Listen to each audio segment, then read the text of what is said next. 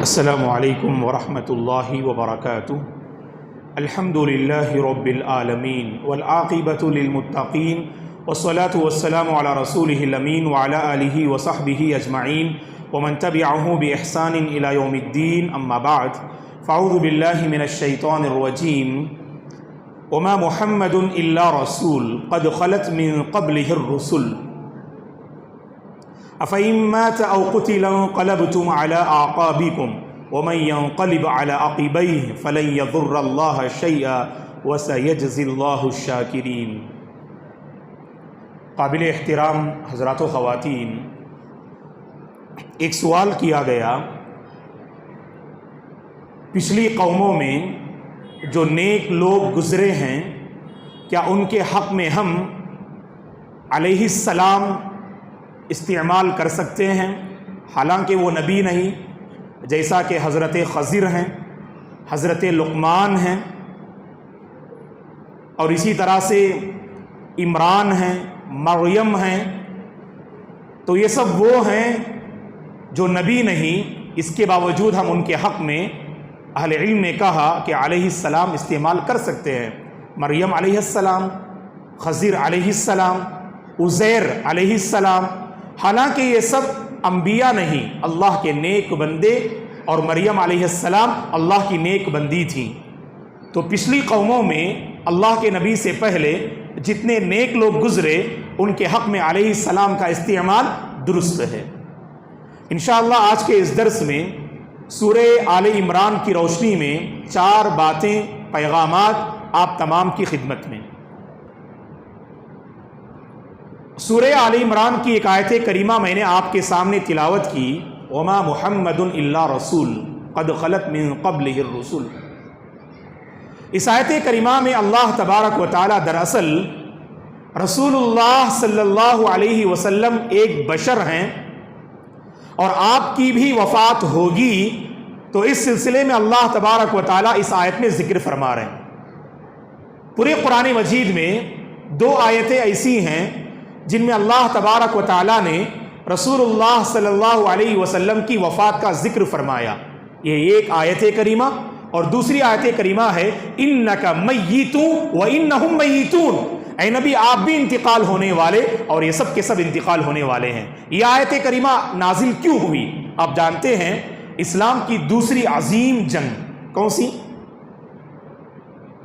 جنگیں جی جو سامنے بیٹھے ہیں بولیے۔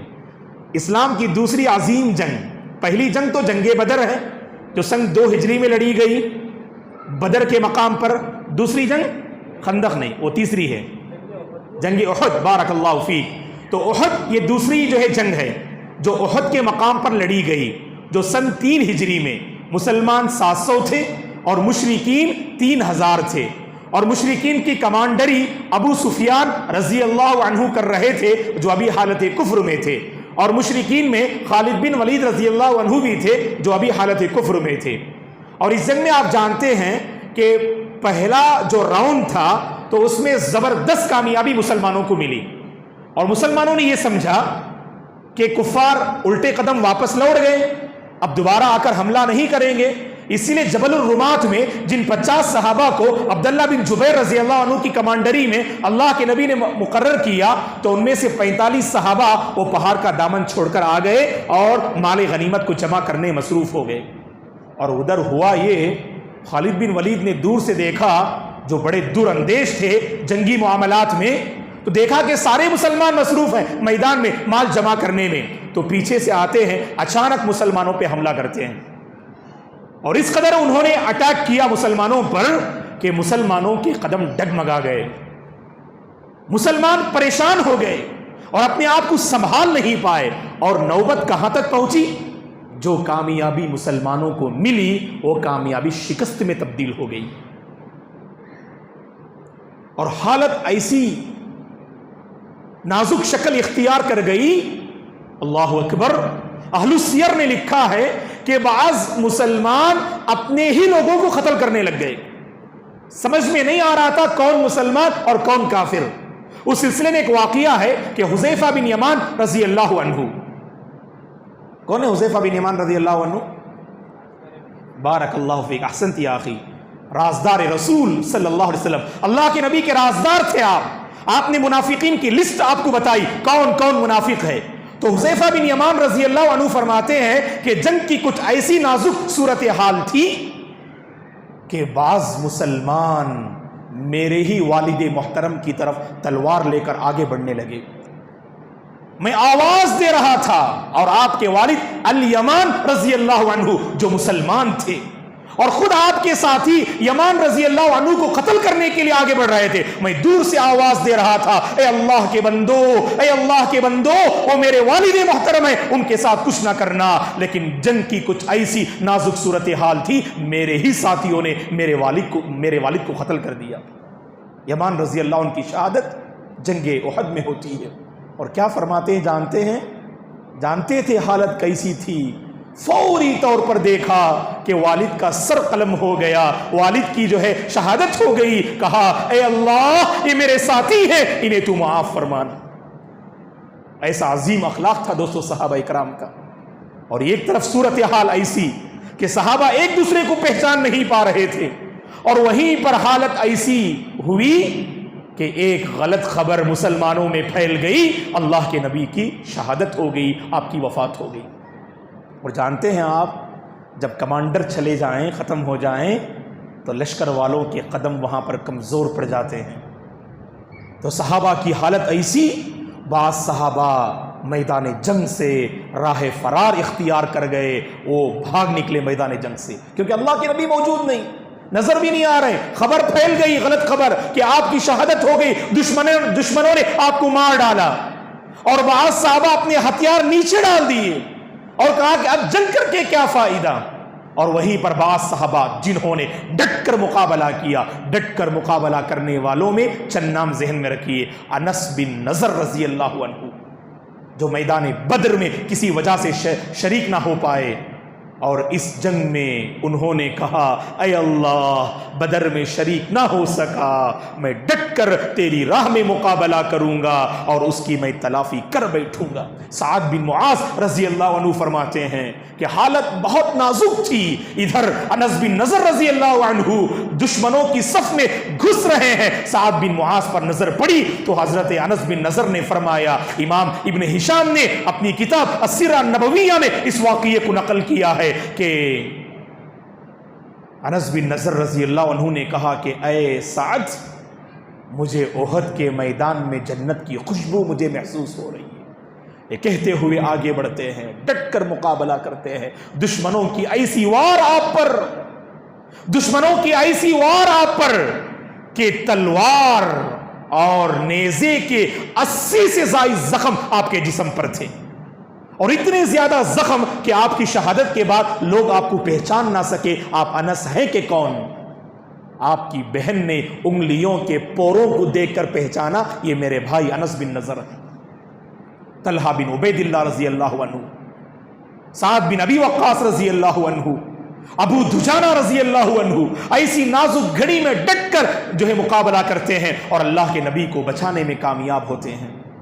اسی پس منظر میں اللہ نے آیت نازل فرمائی، محمد اللہ کے ایک رسول ہیں بس، اور آپ سے پہلے بہت سارے پیغمبر گزر گئے، ہر ایک کو موت آئی. اور صحابہ سے اللہ تعالیٰ مخاطب ہو رہے ہیں، اے مسلمانوں، اگر اللہ کے نبی وفات پا جائیں یا آپ کی شہادت ہو جائے، کیا تم الٹے قدم واپس لوٹ جاؤ گے؟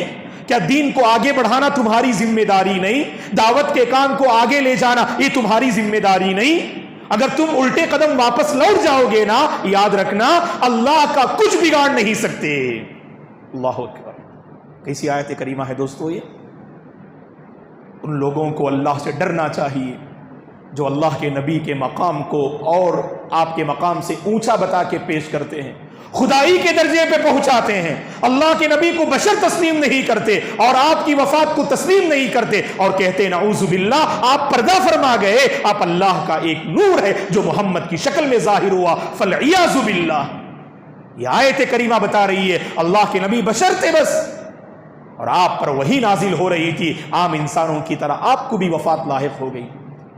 جانتے ہیں آپ، جب اللہ کے نبی صلی اللہ علیہ وسلم وفات پائے نا بہت سارے مسائل اور فتنے جو کھڑے ہو گئے، ان میں سے ایک مسئلہ کیا تھا جانتے؟ بعض صحابہ اللہ کے نبی کی وفات کو تسلیم کرنے کے لیے تیار نہیں، اور جانتے جن صحابہ نے اللہ کے نبی کی وفات کو نہیں مانا ان میں سے عمر بن خطاب رضی اللہ عنہ بھی ہیں۔ وہ تلوار کو انہوں نے بے نیام کر لیا اور کہا کہ اگر کوئی یہ کہے کہ محمد کی وفات ہو گئی میں اس کے سر کو تن سے جدا کر دوں گا۔ عجیب جو ہے نازک حالت۔ اس موقع پر ابو بکر رضی اللہ عنہ کا کردار، لوگوں میں عجیب ماحول تھا، سارے لوگوں کو حضرت ابو بکر نے اکٹھا کیا اور انہوں نے کہا الا من كان يعبد محمدا فإن محمدا قد مات ومن كان يعبد الله عز وجل فإن الله حي لا يموت۔ اے لوگوں سن لو، جو محمد کی عبادت کرتے تھے محمد صلی اللہ علیہ وسلم انتقال کر گئے، اور جو ایک اللہ کی عبادت کرتا تھا وہ اللہ زندہ ہے اور کبھی اسے موت نہیں آئے گی۔ اس کے بعد آپ نے یہی آیت کریمہ تلاوت فرمائی وما محمد الا رسول قد خلت من قبلہ الرسل۔ حضرت عمر بن خطاب رضی اللہ عنہ فرماتے ہیں جب حضرت ابو بکر سے میں نے وہ آیت کریمہ سنی ایسا لگ رہا تھا گویا کہ وہ آیت کریمہ پہلی بار گویا کہ نازل ہو رہی، فوری طور پر اپنا موقف بدل لیا۔ یہی تھے دوستو صحابہ، حجت نہیں کی، اللہ کی آیت سامنے آئی وَكَانَ وَقَّافًا عِنْدَ كِتَابِ اللَّهِ۔ عمر بن خطاب رضی اللہ عنہ کے بارے میں اہل علم نے لکھا جب کتاب اللہ کی کوئی تعلیم آپ کے سامنے ذکر کی جاتی تو اس کے آگے اپنے آپ کو حوالے کر دیتے یہ صحابہ، حجت نہ ہوتی۔ چلیے آگے بڑھتے ہیں۔ دوسری بات، اللہ نے اس صورت میں میرے اور آپ کے حبیب کے متعلق کتنی پیاری بات نقل کی جانتے ہیں آپ؟ اللہ نے کہا ہمارے حبیب کے بارے میں کہ ہمارے حبیب کتنے مہربان تھے، کتنے درد مند تھے، کتنے مشفق تھے، کتنے مہربان تھے آپ۔ فَبِمَا رَحْمَةٍ مِّنَ اللَّهِ لِنْتَ لَهُمْ۔ آپ کے اندر جو مہربانیاں ہیں اے نبی یہ رب کا کرم ہے اور رب کا فضل ہے۔ اگر رب کا فضل نہ ہوتا تو آپ لوگوں میں مہربان نہ ہوتے۔ اور پھر آگے اللہ نے کہا اگر لوگوں میں آپ سخت مزاج کے ہوتے نا تو آپ کے ارد گرد جو صحابہ جمع ہوتے ہیں وہ کبھی آپ کے پاس نہیں آتے۔ تو نرمی کو اللہ کے نبی نے ہمیشہ پسند کیا۔ دوست ما خیر رسول اللہ صلی اللہ علیہ وسلم بین امرین الا اخذ ایسرہما ما لم یکن اثما۔ اور اللہ کے نبی ہمیشہ نرمی، تیسیر اور آسانی کو اختیار کرتے، اسی لیے صحابہ ہمیشہ آپ کی ارد گرد جمع ہوتے۔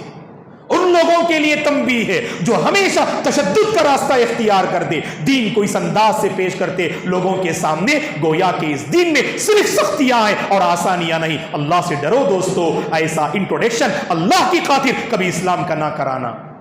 ہمارے نبی بڑے مہربان، اس لیے اللہ نے کہا اگر آپ سخت مزاج کے ہوتے نا تو کبھی لوگوں کے پاس جمع نہ ہو، کبھی لوگ آپ کے پاس جمع نہ ہوتے۔ جن کو اللہ نے عہدہ دیا ہے، ذمہ داری دی ہے، کرسی دی ہے، مقام دیا ہے، علم دیا ہے، ایسے لوگوں کو چاہیے اپنے اندر نرم پہلو اختیار کریں تاکہ لوگ آپ سے فائدہ اٹھائیں، تاکہ لوگ آپ سے قریب ہوں۔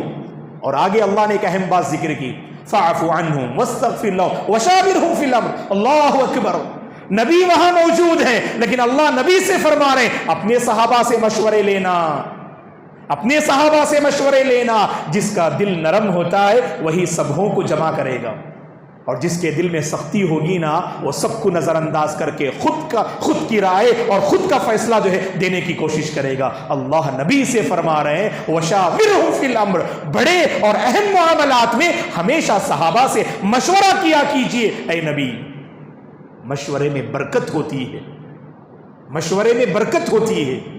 آپ کوئی معاملہ آگے بڑھانا چاہتے ہیں تو آپ لوگوں سے مشورہ کیا کیجئے۔ وَأَمْرُهُمْ شُورَىٰ بَيْنَهُمْ، اللہ نے اہل ایمان کے بارے میں فرمایا ایمان والوں کا معاملہ کیسے ہوتا ہے؟ جب بھی کوئی معاملہ کرنا چاہے نا لوگوں سے مشورہ کر لیتے، اور مشورے میں ہم میں سے بعض لوگوں سے غلطی کہاں ہوتی جانتے آپ؟ جب اجتماعی معاملہ ہوتا ہے الحمدللہ ایک حد تک لوگوں کو جمع کرتے، ذمہ داران کو، ارباب عقل و خیرت کو، جو صاحب بصیرت و بصارت ہے، ایسے لوگوں کو جمع کرتے، الحمدللہ ان سے ہم مشورے لیتے، اور مشورے لینا چاہیے، اگر نہیں لیتے ہیں تو اپنے اس مسئلے پر نظر ثانی کرنی چاہیے، اور امیر کو چاہیے کہ لوگوں کے مشورے سنے، اور ماننا ضروری نہیں، ہو سکتا ہے کہ لوگ اللہ کی کتاب کے خلاف کسی بات کا حکم دیں، اگر انہوں نے کتاب اللہ کے خلاف، سنت کے خلاف اگر کوئی بات کہی تو امیر ہرگز اس معاملے میں ان کی اطاعت نہیں کریں گے۔ لیکن جب انفرادی مسئلہ ہوتا ہے، میں نوجوانوں سے خاص کر گزارش کروں گا، انفرادی پرابلمز میں بھی آپ کا پرسنل مسئلہ ہے، پھر بھی مشورہ کرو، آپ برکت ہے دوستو اس میں۔ آج ہمارے نوجوان خود فیصلہ کر لیتے، خود ڈیسیشن لیتے، +2 کے بعد، انٹر ختم کرنے کے بعد کیا کرنا، فلاں میدان کا انتخاب، فلاں میدان کا انتخاب، شاید آپ کی صلاحیت کے لیے وہ میدان مناسب نہ ہو، اگر آپ نے مشورہ لیا تو شاید آپ کے بزرگوں نے اور بڑے احباب نے کچھ ایسا مشورہ آپ کو دیا جو آپ کے فیوچر کے لیے بہت بہتر ہو۔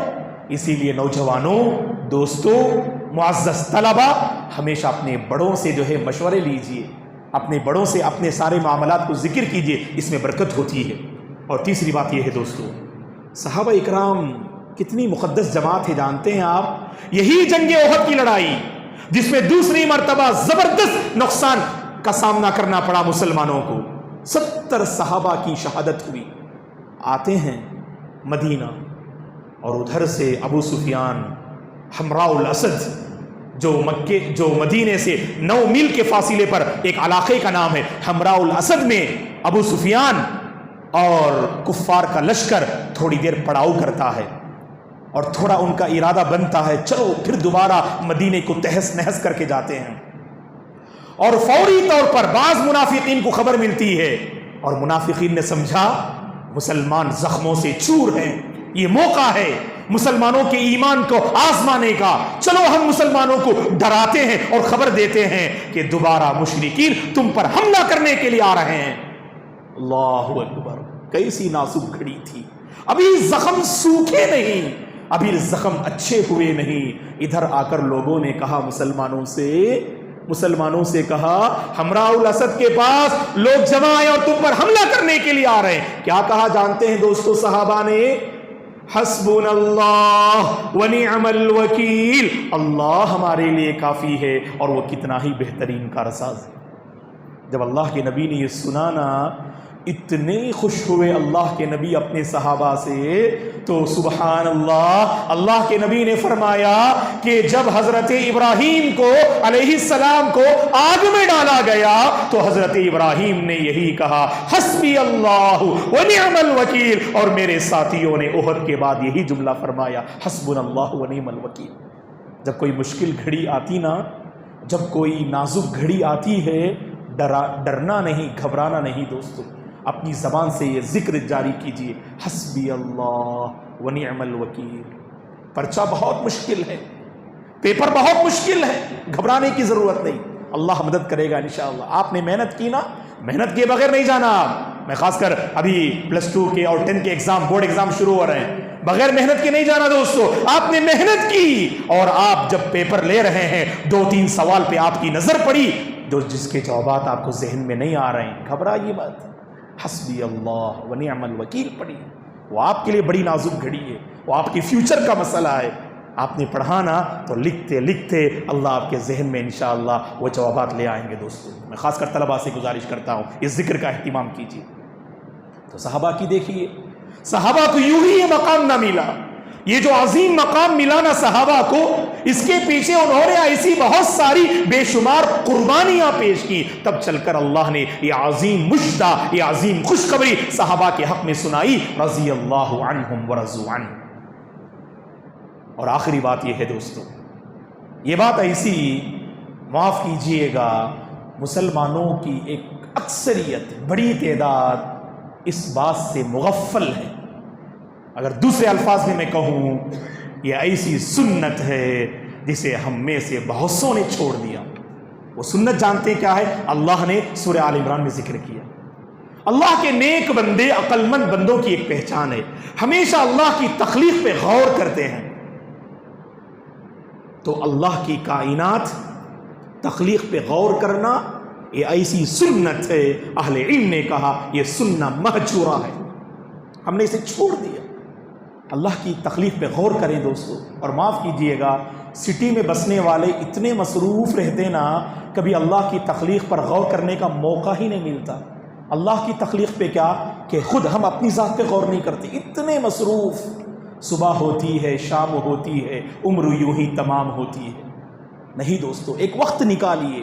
اللہ نے کیا فرمایا؟ ان فی خلق السماوات والارض واختلاف اللیل والنہار لآیات لأولی الالباب الذین یذکرون اللہ قیاما وقعودا وعلی جنوبہم ویتفکرون فی خلق السماوات والارض۔ اللہ کے بندے آسمان و زمین کی تخلیق میں غور کرتے ہیں، اور اس کے بعد کیا کہتے جانتے ہیں؟ ربنا ما خلقت ھذا باطلا، اے اللہ تو نے کوئی مخلوق بیکار پیدا نہیں کیا۔ ابراہیم علیہ السلام نے غور کیا ستاروں پر، چاند پر، سورج پر، اس کے بعد رب تک آپ کی رسائی ہوئی۔ انی وجہت وجہی للذی فطر السماوات والارض حنیفا وما انا من المشرکین، کب کہا آپ نے؟ غور و فکر کے بعد۔ اللہ کے نبی صلی اللہ علیہ وسلم بھی نبی بنائے جانے سے پہلے مائے خدیجہ رضی اللہ عنہا فرماتی ہیں کہ آپ ستو اور پانی لے کر چلے جاتے، اور غار حرا میں آپ کانا یتحنث او یتعبد، اللہ کے نبی غار حرا میں تنہائی اختیار کرتے اور کائنات پر غور و خوض کرتے، بندگی بجا لاتے، تب چل کر اللہ نے آپ پر جو ہے نبوت کا سلسلہ جو ہے جاری فرمایا، آغاز فرمایا۔ تو غور کریں دوستو، غور کرنے کا فائدہ جانتے ہیں کیا ہے؟ اللہ کی عظمت بھی دل میں پیدا ہوگی، اپنی کمزوریوں کا بھی احساس ہوگا۔ وفی انفسکم، اپنی ذات پہ غور کرو، ایک ایک عضو پہ غور کرو، یہ اللہ نے بنائی ہے دوستو۔ اور انسان جب اپنی کمزوریوں کا اعتراف کرنے لگے، واللہ اس کے بعد کی زندگی مثالی ہوگی، پاک باز ہوگی دوستو۔ اللہ سے ہماری دعا ہے اللہ تبارک و تعالی رسول اللہ صلی اللہ علیہ وسلم نے جو صاف و شفاف عقیدہ آپ نے امت کے سامنے پیش کیا، اس عقیدے پر باقی رہنے کے اللہ توفیق عطا فرمائے۔ اللہ کے وہ بندے جو صحیح عقیدے سے ہٹے ہوئے ہیں، ختم نبوت کا مسئلہ ہو، وفات رسول کا مسئلہ ہو، یا اللہ کے نبی کے بشر ہونے کا مسئلہ ہو، ان سارے معاملات میں جن کا عقیدہ بگڑا ہوا ہے، اللہ ایسے بھائیوں کو، ایسی بہنوں کو صحیح عقیدہ اختیار کرنے کی توفیق عطا فرمائے۔ نرم مزاج اللہ ہم سب کو بنائے، نرم جو ہے معاملات کو اختیار کرتے ہوئے زندگی کے سفر کو آگے بڑھانے کی اللہ توفیق عطا فرمائے۔ سختی سے، درستی سے اللہ تعالی ہم سب کی حفاظت فرمائے۔ اللہ تعالی ہر مسئلے میں، ہر معاملے میں آپس میں مشورہ کرنے کی توفیق عطا فرمائے۔ صحابہ کا جو عظیم کردار تھا، اس کردار کو نبھانے کی اللہ ہم سب کو توفیق عطا فرمائے، اور اسی طرح کائنات میں غور و خوض کرنے کی اللہ ہم سب کو جو ہے توفیق عطا فرمائے، اسی کے دین پر باقی رکھے، اسی کے دین پر خاتمہ نصیب فرمائے۔ آمین۔ اقول قولی ھذا واستغفر اللہ لی ولکم ولسائر المسلمین من کل ذنب فاستغفروہ انہ هو الغفور الرحیم۔ سبحانک اللہم وبحمدک اشہد ان لا الہ الا انت استغفرک واتوب الیک۔ والسلام علیکم ورحمۃ اللہ وبرکاتہ۔